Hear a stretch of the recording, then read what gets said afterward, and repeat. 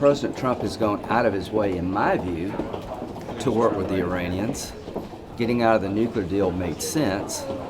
Imposing sanctions based on their behavior was necessary. But when a letter was sent by the president through Prime Minister Abe to the Ayatollah, that was a major outreach. The letter was rebuffed in an insulting way, and they attacked a Japanese oil tanker during the process. Now they shot down an American drone. They fired into Saudi Arabia. So I talked to the president this morning. You need to tell the Iranians that if they increase their enrichment program for uranium, that would be a provocative act toward the United States and Israel, and all bets are off. And put in place the military capability to go after their naval forces and their refineries, because their refineries are the economic backbone of this murderous regime. And do not be intimidated by provocative acts to get to the negotiating table. But if they go, say, from 3.5% enrichment to 20% or just anything, the bottom line is to get to 95% is just a small jump, technically. The Israelis will have to make a serious calculation about the trajectory of the Iran nuclear program if they increase enrichment.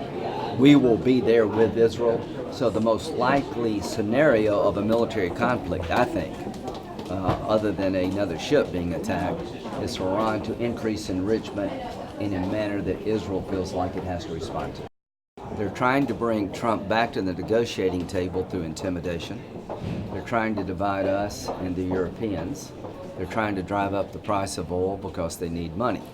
So getting out of the nuclear deal was a good decision because it was a bad deal. To get Trump back to the negotiating table, they're trying to use hostile acts as the means to do that. If they're successful, that becomes the template for other outlaw regimes and terrorist organizations. So the Iranians have made a miscalculation. Only if Trump responds in a way to deter this kind of effort to restart negotiations. He believes that we're getting into a bad space, that his options are running out, that he's not going to be intimidated to redo a nuclear deal that was terrible. He's not going to relieve sanctions because the Iranians are worse than they've been. The Iranian deal was to get them to change their behavior. The nuclear deal, they did everything but change their behavior. They took the money and they used it to disrupt the Mideast further.